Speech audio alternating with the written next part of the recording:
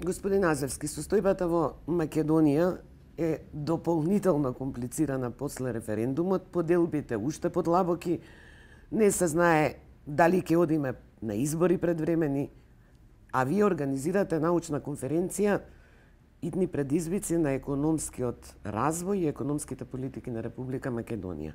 Мене ова малку ми делува како село гори баба се чешла. Што може една научна конференција во овој миг да ја подобри, да речам, атмосферата, состојбата, особено на економски план? Прво сакам да ви го честитам враќањето во етарот.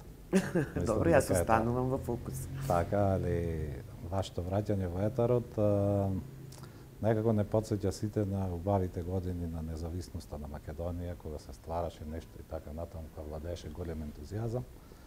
Јас морам да кажам дека ентузијазмот нас не напушта. Иако делуваме ние така као бизнис, као структурирани, малце поозбилни и така натаму, меѓутоа нас не напушта. Ние во услови на тешки кризи кои што поминаа низ нашата држава, да се подсетиме, ембарго, внатрешна криза, косовската криза, 2008 имавме тешка економска криза која што не погоди и така натаму, сега оваа криза политичка која трае. Ама перманентно сме во криза. Така е, да.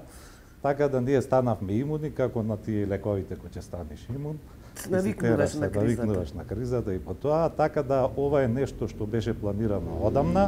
Ние го померивме само во соработка со Академијата како главен организатор за после референдумот, мислејќи дека референдумот ќе донесе одговор на некои прашања и дека конечно треба да се свртиме сите, да почнеме да градиме консензус кон прашањето на економијата како врвен приоритет во државата, во секој област, затоа што ние констатациите сите ги знаеме, тие се добро подкрепени со факти, нас ни треба имплементација. Значи, она што сакаме од таа конференција да го постигнеме ние како комора и да го видиме, тоа е да поразговараме околу имплементацијата на решенијата кои што се готови или да донесување на нови решенија кои досега сме ги немале и се невообичаени. Нашата констатација е многу проста, едноставна и јасна.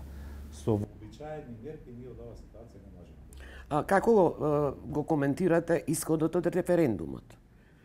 И како тоа ќе се одрази врз економските текови? Значи, ние знаете дека организиравме три трибини околу тоа прашање, да се разјасни, рачунајќи дека луѓето нема доволно информација, посебно од областа на бизнисот, кои што нема допирни точки. Нашето мислење од тие разговори е дека луѓето референдумот го доживуваат како нешто нормално, како некој следен демократски чекор, во кој што државата ќе се одлучи да ги праша граѓаните и да побара некое консултативно мислење. Значи, никогаш ние не го сваќаме тоа како нешто врзувачко, не сме го сваќале како нешто структурирано, што мора да биде и од што ќе зависи, него консултација на народот. Тоа можда најмногу е детерминирано од нашите спознавања на институтот референдум во Швајцарија, затоа што често кога ќе одиме на тие релации, разговараме тие прашања, таму референдуми се држат просто секоја недела. Значи, тоа е едно барање мислење од народот за определени клучни прашања, можат да не бидат клучни навидум, а да, како го викаш, предизвикуваат голем импакт врз економијата и така натаму, и тоа те сврстава во ситуација да ти размислуваш за тоа прашање. Јас колку што сум информиран и задлабочен во таа проблематика, без разлика на исходот од референдумот, она што треба да се направи во собранието, тоа е правно обврзувачки и да се... Добро, но тоа знаеме, ако сме реални, дека многу тешко оди при вакви поделби и конфронтации меѓу главните партии. Во таква ситуација се нас однесува да политиката да си ја преземе политичката функција, ние да си ја преземе нашата функција економска, тие да го набават буџетот и влијанието према нас ќе биде најдобро во ваква ситуација да се сконцентрираат да се ги решаваат своите прашања. Економскиве политики сега ќе ги усогласувате во Охрид, да. Но како ги оценувате досегашните економски политики на оваа влада?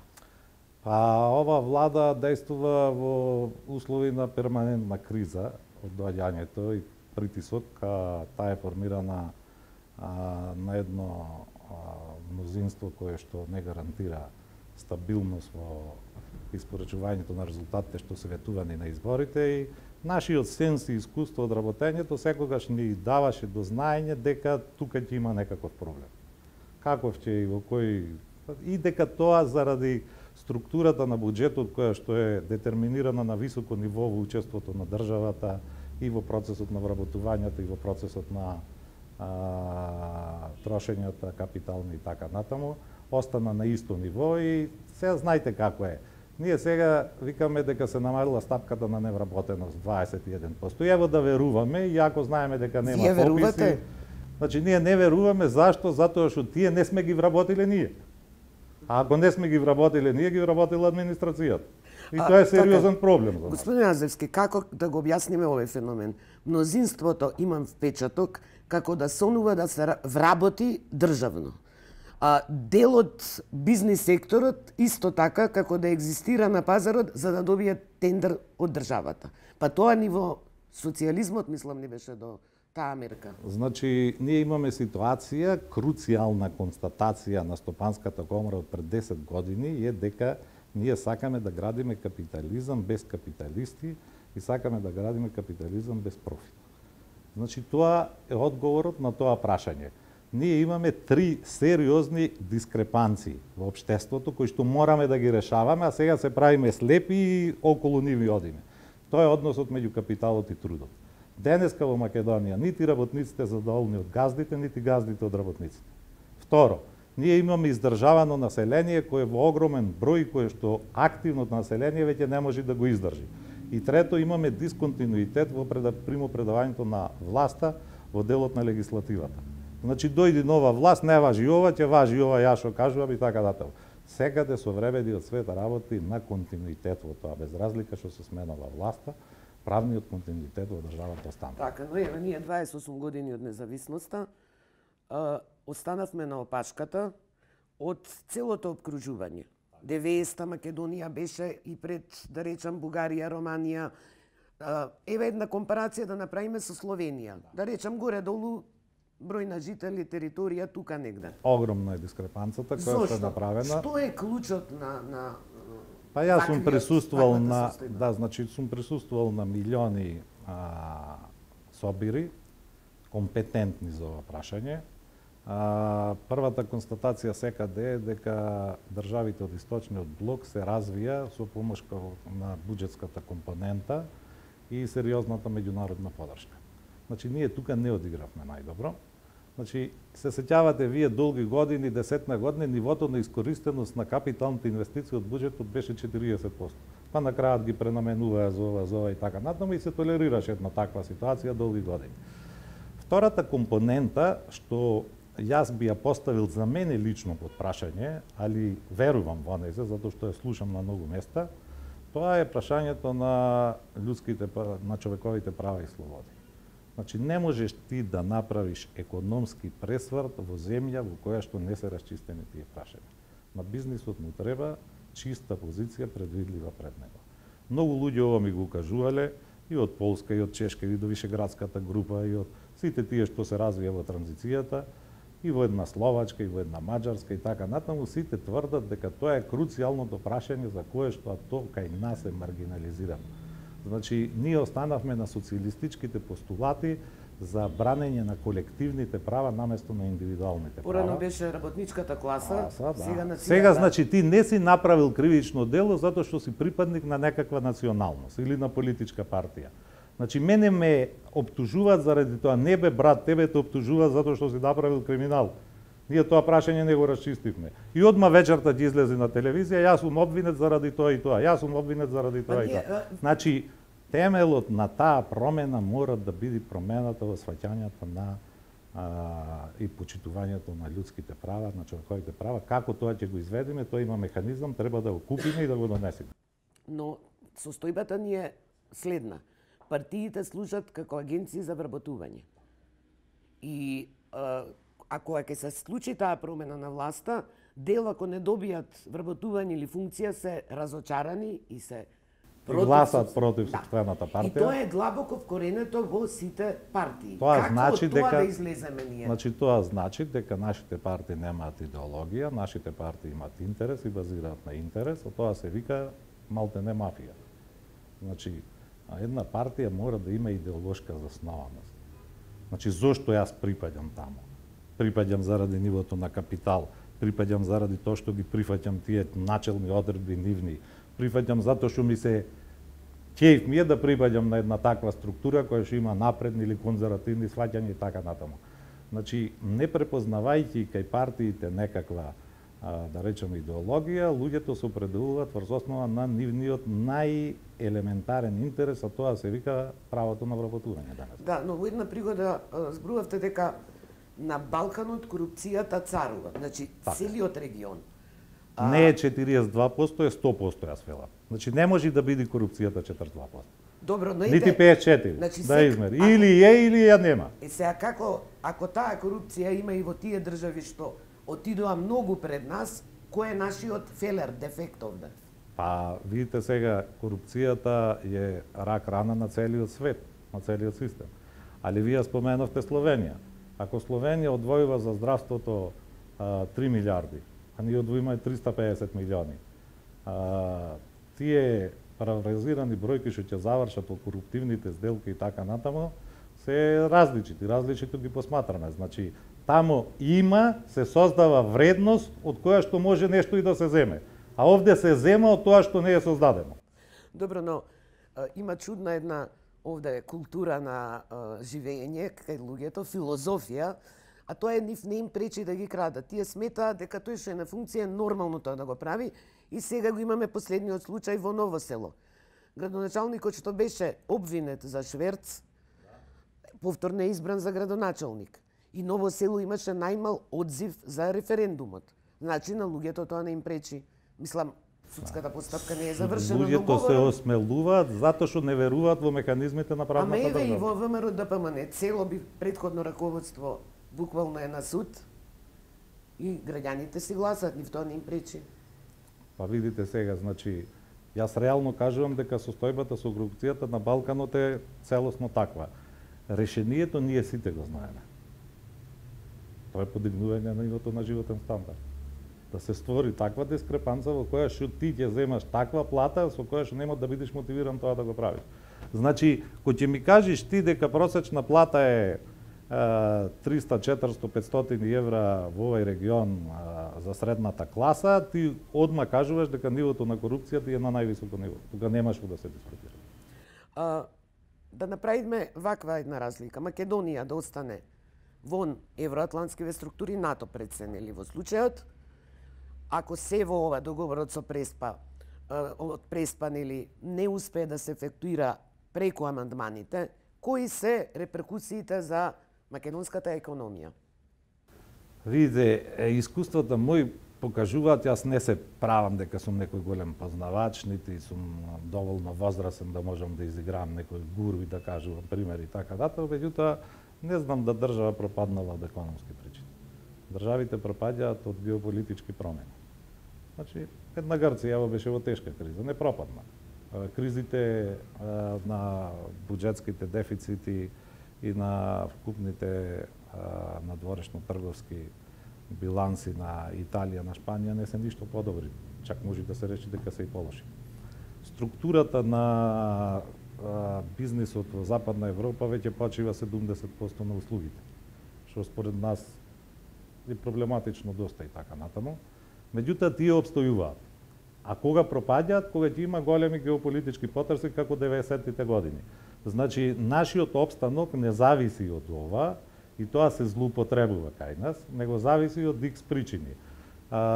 Вие ќе целова игра во регионот сега, што се случува, Косово, овде, во врска со договорот со Грција, има едно раздвижување.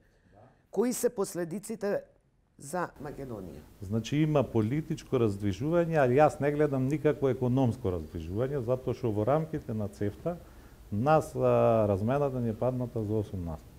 Пази, ние што се здруживме да правиме предворје на Европска Унија за да се научиме како ќе делуваме во 28 член пазар, на еден пазар од 5 земји, плюс Молдавијата, и не ја рачунам таму зашто е одвоена од нас, ние дојдовме во ситуација да на тој пазар ги намалиме перформансите што сме ги имали пред склучувањето на ЦЕФТА. И секој ден да имаме проблеми на тој план. на непочитување на договорот од ЦЕФТА, од страна на Босна, од страна на Косово. Зошто? Затоа што нема механизам за санкција.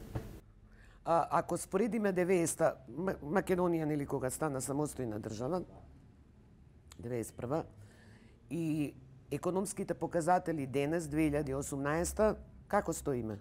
Значи, јас можам да зборувам само за индустријата и извозот, затоа што ние како комора во последните 10 години ги опфативме како членки тие компании во Македонија што се наоѓаат во индустријата и во извозот. Останатите комори ги презедоа мали и средни компании и така натаму. Суштината на некој просек, ако ме прашувате, а да ја разбирлив за јавноста, е дека во индустрискиот дел ние сме 60% од 90-та година. Значи, тоа е индустриско производство што го имаше Македонија 90-та година, сега сме на 60% од него. Главните гранки овде стопански се металургијата, текстилната индустрија, градежништвото и земјоделие. Да. Се сме поназад во сите тие сегменти? Па, да ви кажам некои реални показатели, за да нема рекла, казала и така натаму. Едно по едно, Не, ево за ова што се дефиниравме пред гледачите да им е појасно. Значи, во делот на извоз. Словенија, која има иста територија и ист број на жители, има 5,5 пати повеќе извоз од Македонија. 5,5 пати повеќе, тоа е 550 назад во овој период. Зборувам за до 2017 година. Во делот на производите кои што ги произведува Словенија за извоз надвор, по производ, зборувам, со додадена вредност, некаква додадена вредност, и кои што имаат компаративна предност да излезат надвор, они имаат во моментов 1035, ние имаме 460. И сега, ако ние се сетиме на тој период во кој што заеднички живеевме со нив, јас денеска кога ќе одам Словенија и ќе ме возат таму со кола и среќам некои села, тие села нешто ми се све чудно познати. А познати ми се од рекламите за време на Југославија. Титан Камник, не знам, елан се произведуваше во Бегуње во некое село, светска скија што употребуваа светските прваци, не знам, рашица и така натаму. Значи, тој беше концепт граден кој што успешно некако продолжи да функционира.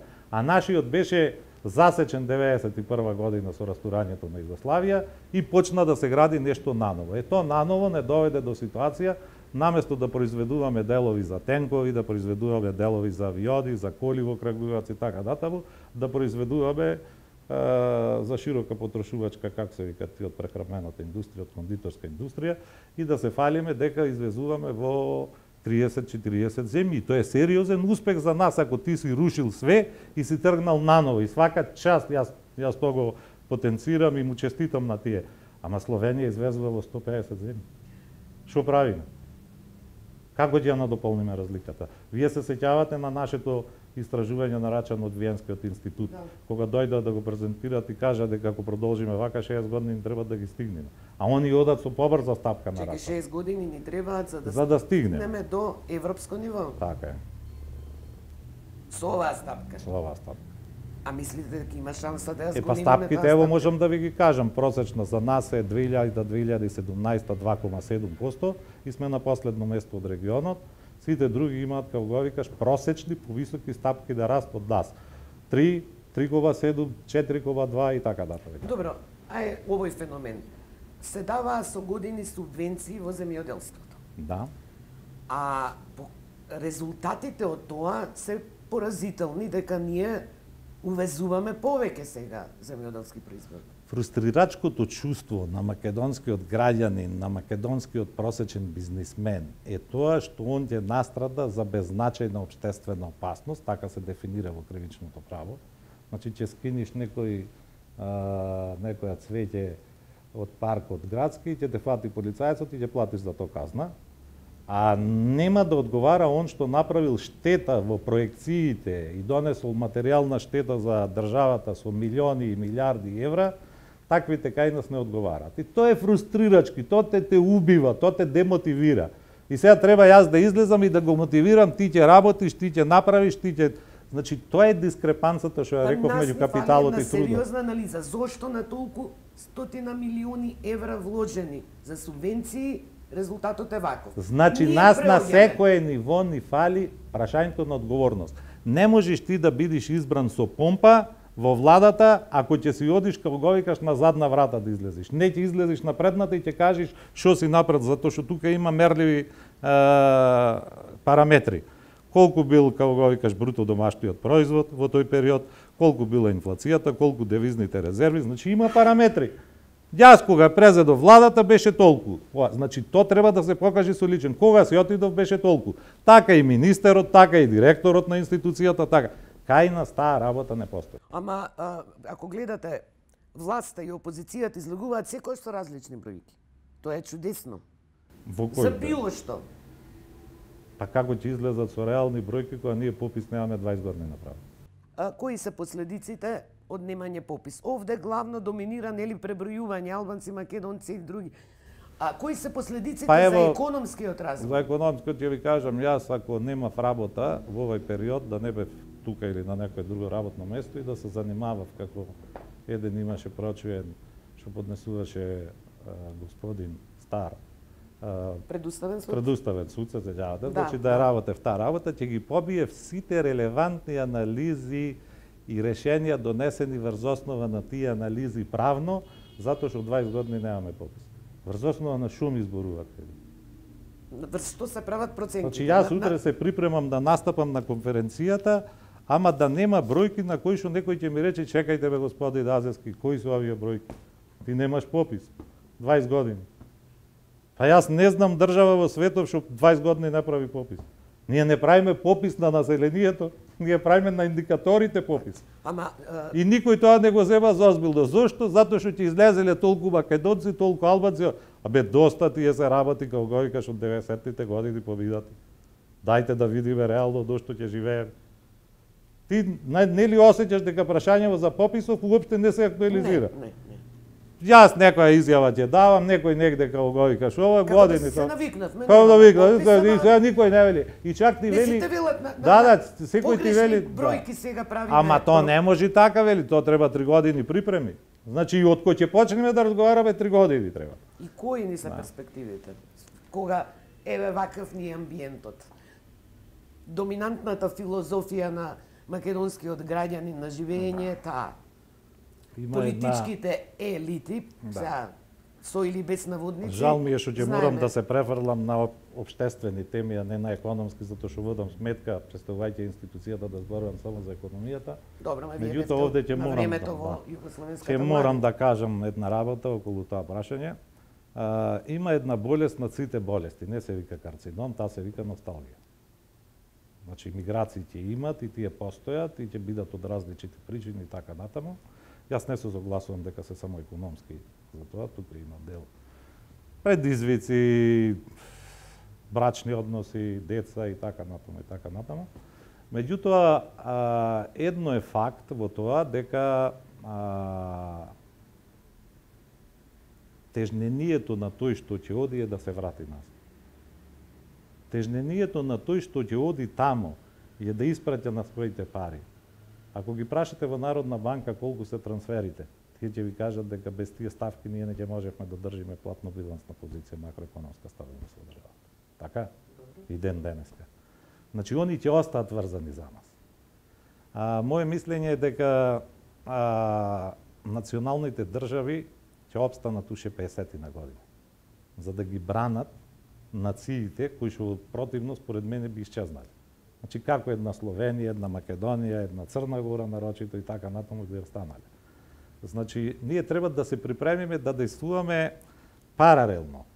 Значи дека ќе живееме во национална држава во која што ќе си ги браниме своите интереси уште одреден период, додека во тој период не се прилагодиме за ова што реков да излеземе во едни мултинационални релации кои што ќе бидат доминантни, ќе станат за 50 на години и така натаму. Тоа прашање ќе го решаваат младите. И јас едно можам да кажам, дека во годините на мојата генерација тешко дека можат да се очекуваат чуда. Тоа е мојата дефиниција, затоа што сум сватил дека во економијата и во промената на државата чудата не можат да се десат за краток период.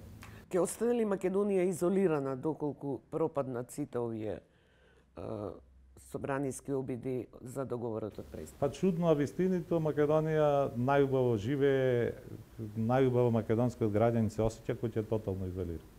Иначе он би ги решил проблемите. Значи, проблемите што постојат на Балканот не се проблеми на граѓаните. Тоа се проблеми на политичките, верските елити. Ние треба да тргнеме од тоа. Што се дешава со македонскиот граѓанин со Грција? Преполни се плажите, одат секој ден. Кој има проблем? Политичките елити. Ако вие одите во црквата во Београд, по било која црква, и сакате да се помолите, ќе ве праша ли некој од каде сте? И дека вие сте непризната црква, припаѓате на ова. Што ќе ви побарат пасош? Ако ти не правиш проблем тамо, ќе одиш ќе се помолиш.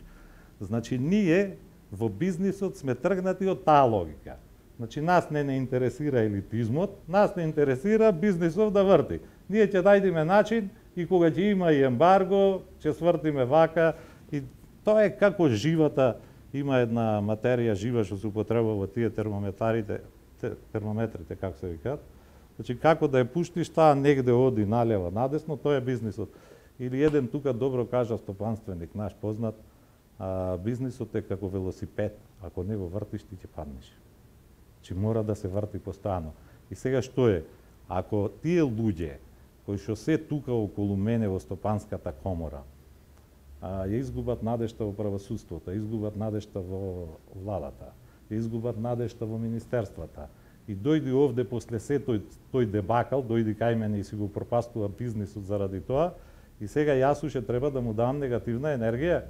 Па мојата функција во таква ситуација да му помогнам на човекот. Али не да бидам црква, да му кажам реално што може и како може нешто да се помогне во таква ситуација.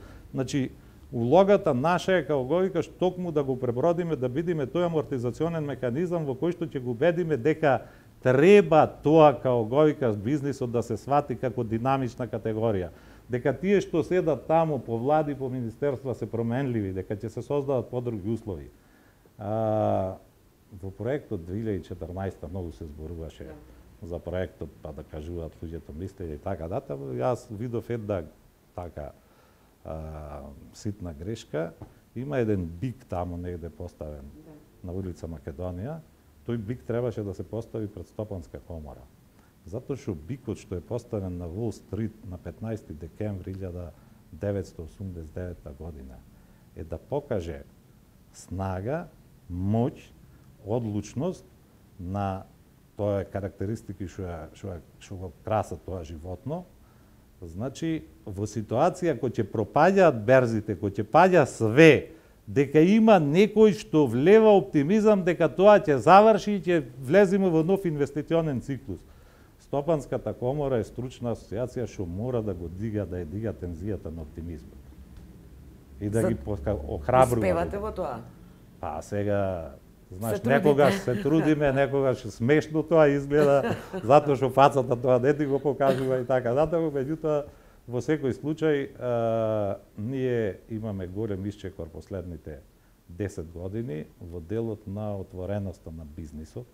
Значи нема емисија веќе во програмите каде што нема економска емисија, нема во весниците дел кај што не е посветен на економијата. Морам да кажам дека медиумите даваат огромен простор. Значи ние што да кажеме на една обична пресконференција на Стопанска комора доаѓаат по 12 камери. Значи ние не можеме на медиумите да се пожалиме.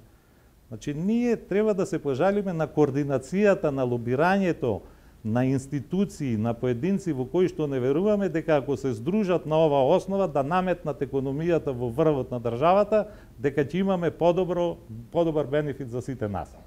Тука ни фали. И сега Академијата обременета со проблеми како ќе одржава зградата, зашто толкава зграда во овие услови тешко се одржава. Не знам, синдикатите и самите не знаат под тежок партиски притисок, коморите под тежок партиски притисок и така натаму.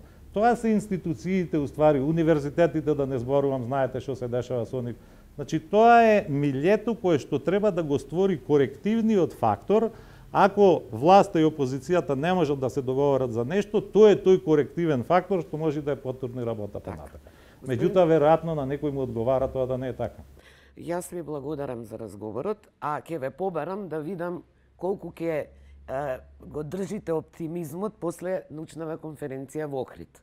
Дали ќе успеете да се договорите барем за една работа? Јас, значи, во воведното обраќање, тоа ќе го барам, ќе инсистирам, затоа што тоа е моја должност во името на најголемите фирми во Македонија, кои што стварат преку 90% од бруто домашниот производ, од профитот и од вработените во индустријата, а ќе ви го изразам многу едноставно и кратко во бројка од 1 до 5, што е 10 таму. Колку сум задоволен. Благодарам.